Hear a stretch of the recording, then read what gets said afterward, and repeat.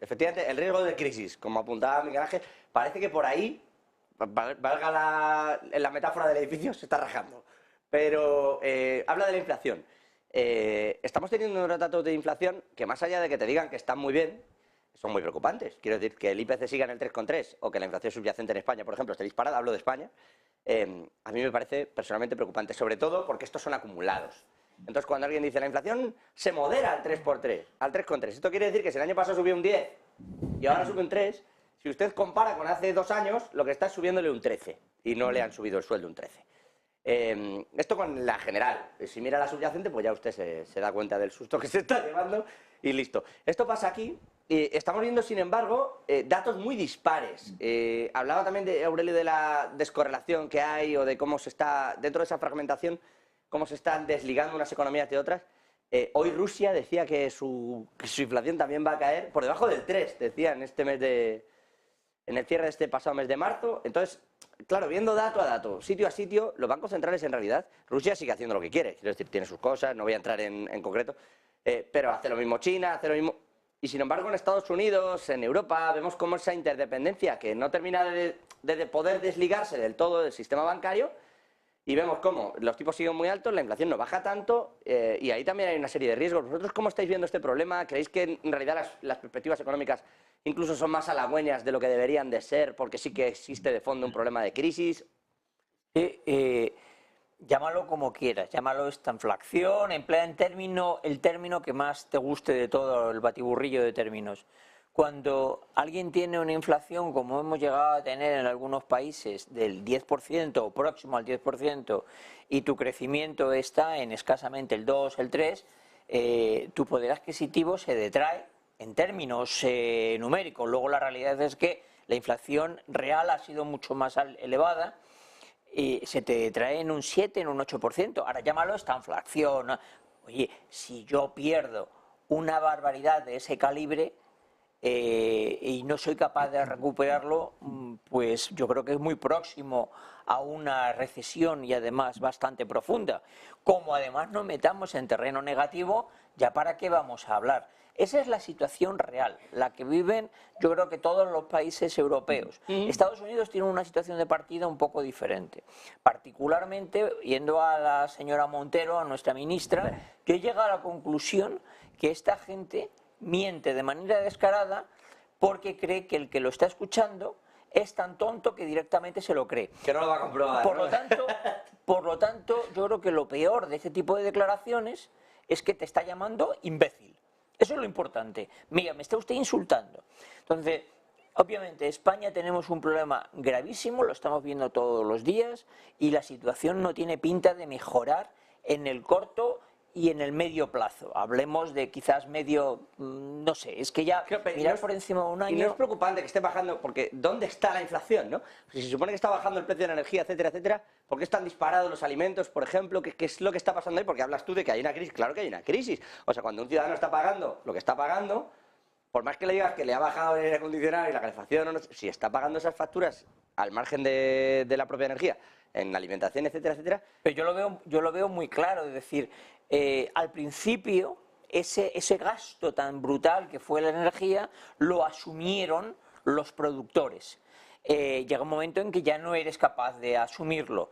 Los mismos trabajadores te piden un aumento, bueno, se habla de que la subida media de los salarios está en torno al 4,5% y en el sector público, entre las pensiones y los funcionarios, en el 8 y pico. Por lo tanto, ese 4,5% hay que trasladarlo y en algún momento tienen que empezar a recuperar parte de sus márgenes los productores. Eso es... O sea, hay un margen de beneficio en todo esto, claro. No, de recuperación de lo que había, porque mucha gente que estaba en pérdida, literalmente, que para sostener su cuota estaba perdiendo dinero y que llega un momento y dice, yo no puedo más, y empieza a trasladarlo. Eso se ha llamado toda la vida inflación de segunda ronda, ahora parece ser que no, pero bueno. Enrique. Sí, yo me gustaría hablar de dos cosas.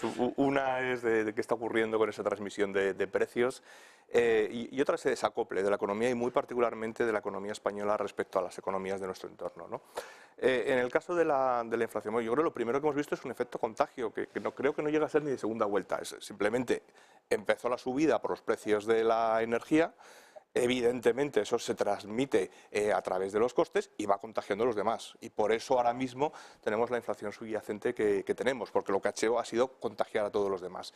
En este mes lo vemos muy fácil, en el mes anterior. El efecto escalón respecto a hace un año, que es cuando fue la invasión de Ucrania, lo que hace es que el IPC general no suba tanto como subió hace un año como consecuencia de la energía y por tanto cae.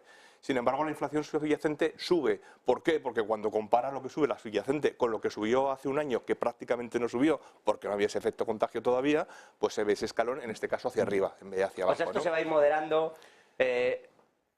a lo largo de los próximos meses. Bueno, yo creo que ahora, precisamente por el tema de los efectos escalones, lo que vamos a ver es cómo se suaviza, pero se va a suavizar pues, unos meses hasta que ese efecto escalón desaparezca. Entonces, pues, cuando llegue el verano, pues probablemente vuelva a subir el IPC general y, según las previsiones, no va a subir tanto como pensábamos hace tiempo, pero ojo, de nuevo, las previsiones que ha puesto hoy, las proyecciones que ha puesto hoy el Fondo Monetario Internacional, una de las cosas que dice es que la inflación no va a decrecer tanto o tan deprisa como se estaba haciendo la previsión, ¿no? Es decir, se empeora. Que se espera que permanezca alta, de hecho, ha dicho. Entonces hemos tenido este efecto contagio y ojo, porque ahora puede venir o sumarse los efectos de segunda vuelta que efectivamente ya se estarán provocando y yo estoy totalmente de acuerdo con Miguel Ángel. Que en el corto plazo, porque otra cosa es que examinemos qué ha pasado en los últimos 20 años y cómo la distribución del PIB entre los salarios y el excedente bruto de explotación, pues tiene mucho análisis. Pero eso es un análisis de largo recorrido. Pero si hacemos el de corto recorrido, lo que observamos es que durante la pandemia, quien se quedó sin beneficio y se quedó sin ahorro fueron las empresas. Y quien aumentó el ahorro fueron las familias, porque no podían consumir. Y por tanto todo este proceso, te lo gastas en el otro lado. efectivamente, todo este proceso lo que está haciendo es equilibrarlo, ¿no? Esto respecto a la inflación. Y luego, si te parece, hablamos, por dejar medio, sobre el tema del desacople de la economía española. Perfecto, y aprovecho para lanzarle también la pregunta a Aurelio y que recojáis, Enrique, Miguel Ángel, porque claro, con todo esto que me contáis, y que yo os escucho, es verdad, y que aprendo diariamente, ¿qué hacen los bancos centrales? Quiero decir, puedo entender a la Reserva Federal, pero que insista y persista el Banco Central Europeo en subidas de tipos de interés y en ser chulo y agresivo, cuando lo que va a llegar es una bajada de un escalón, es decir, cuando lo que va a pasar es que al cumplir el año entero con una inflación alta, entonces vamos a ver hasta qué punto se ha ajustado o no. Pero sin esperar eso... Bueno, pero la inflación es persistente, es decir, sí lo sé, pero... no tenemos ese punto alto por ese efecto escalón, ojo, la general sí es la subyacente y precisamente la que más le preocupa a las autoridades monetarias es la subyacente. Claro, pero en ese sentido... si en los próximos meses yo lo que voy a ver es que la subyacente se va a equilibrar porque también subió ya en junio del año pasado, por ejemplo, ya tienes una subyacente alta. Ahí de repente va a salir el gobierno y te va a decir... Bueno, Aurelio, perdona. No, pero la inflación subyacente seguramente la vamos a ver alta hasta final de año. Y la inflación subyacente no la veo bajando a corto plazo. No, pero a partir de septiembre, que fue cuando tuvo la subida importante, de hecho yo juro, pero a partir de septiembre tuvo una subida importante, ahí sí que vamos a notar, si ahí tenemos una subyacente alta, es que directamente el precio está disparado. O sea, si en septiembre de este año tenemos una inflación de subyacente de entre el 7 y el 10, o sea, es que la subida con respecto a hace 2 años es una locura.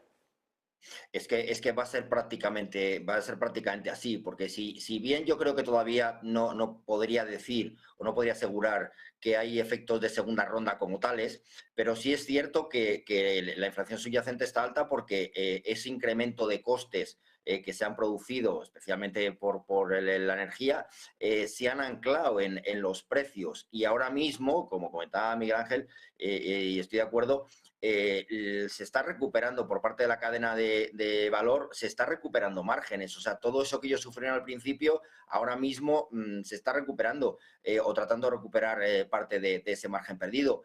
Pero también tenemos que tener claro una cosa, que es que muchos de los productos que han subido no van a bajar nunca. O sea, yo siempre lo digo, un restaurante que ha subido el precio de los platos en su menú no va a bajar el precio de esos platos. O sea, a lo mejor hay ciertos productos en el supermercado que sí, pero otros que tampoco. Con lo cual, esos precios se van a quedar ya anclados y fijados en la economía. Por lo tanto, olvidémonos de los precios que teníamos antes de este pico inflacionario. Dicho esto, los bancos centrales, bueno, pues dos situaciones diferentes y lo hemos comentado en alguna ocasión. En Estados Unidos, donde la inflación viene más determinada por parte de la demanda, sí es verdad que la subida de tipos les va a ayudar a corregir esta situación antes. en un menor espacio de tiempo, mientras que en Europa va a ser más difícil porque aproximadamente un 70-75% del problema viene por el shock de oferta causado principalmente por la energía, por la guerra de Ucrania y Rusia. Entonces, la subida de tipos no va a ser tan efectiva ni tan rápida, pero es que no puede hacer otra cosa. O sea, está actuando de manual el Banco Central Europeo, pero es que no puede hacer otra cosa, porque lo que no puede permitir tampoco es que además del problema inflacionario por parte de la oferta, además se le combine o se le incremente con shock de demanda. Por lo tanto, intenta frenar esa parte en la medida de lo que puede. Y además con otro agravante, que es que si no acompaña la subida de tipos de Estados Unidos por el diferencial de tipos, también el euro se le escapa y no puede permitirlo. Por tanto, es que está abocado a la subida de tipos sí o sí. Es verdad que lo habéis dicho en más de una ocasión, que en realidad las subidas de tipos